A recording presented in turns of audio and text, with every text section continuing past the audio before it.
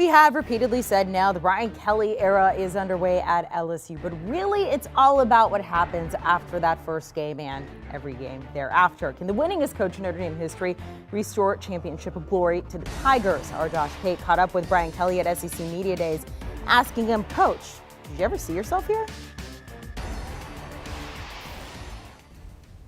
LSU head coach. Let me repeat, LSU head coach Brian Kelly here at SEC Media Days. Back in 2020, you and I talked. You were the Notre Dame head coach. It was COVID. We were locked down. If I were to rub that crystal ball and show you 2 years down the road, this is your life, what would you have thought about seeing today? I probably wouldn't have believed you, but I'm excited.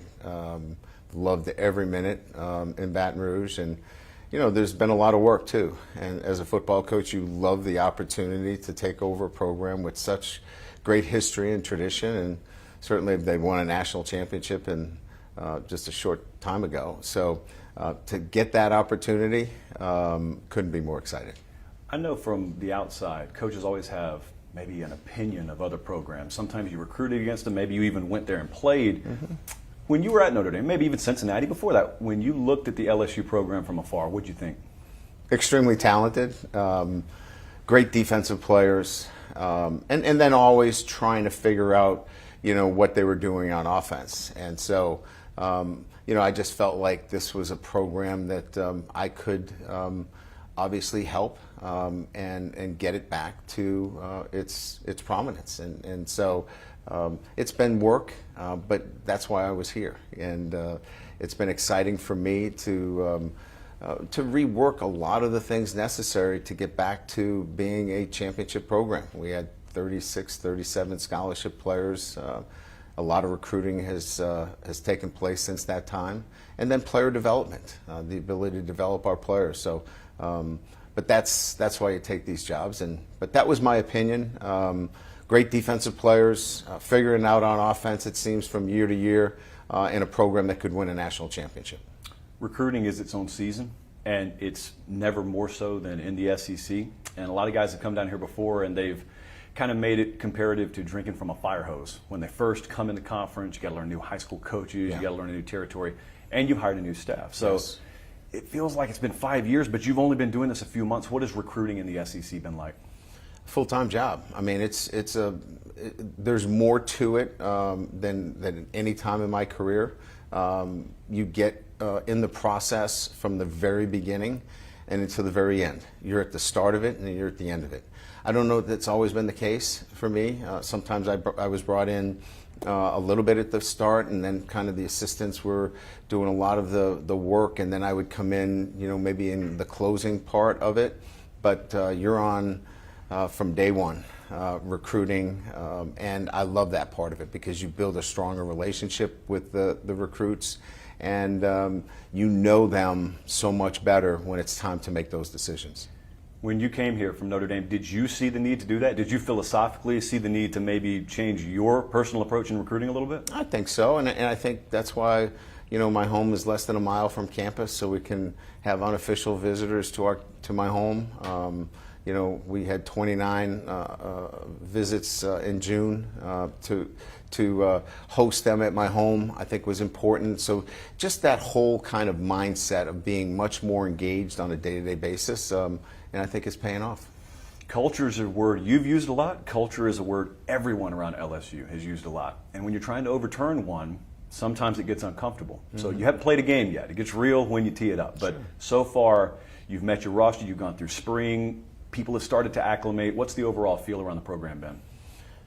Well, I think it's positive. There's a positive environment, right? But you're right. I mean, look, you got to go, you know, play games and win football games, and then you've got to keep that positive environment together during tough times. And so we'll test the culture during adversity, right? But we're moving in the right direction. Habits are being formed. The way we think, we're thinking the right way.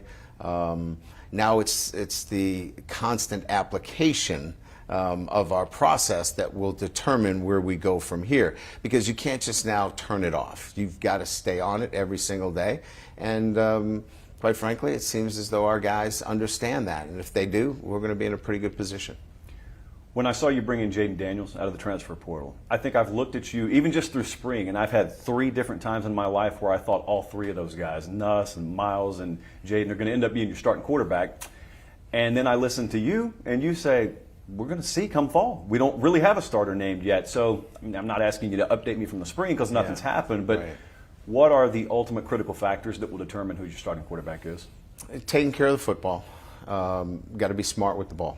You can't turn the ball over in the SEC and expect that you're going to win football games. So got to be smart with the football. You've got to be able to make plays. And we have playmakers on offense. And so the quarterback has got to be able to get the ball into the hands of playmakers. So 1, take care of the football. 2, get the ball into the playmakers' hands. And 3, keep plays alive. If you can do those 3 things, you've got a chance to be the starting quarterback. And I think all of those guys can do that. We'll have to set up preseason camp to see which one of those guys will be the most effective at doing that.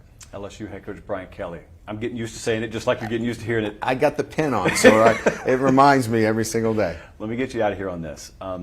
Everyone wants to project wins and losses. Yeah. It's preview magazine season, Sure. as we like to call it. But to you, from a more process-oriented standpoint, what does success look like in year 1?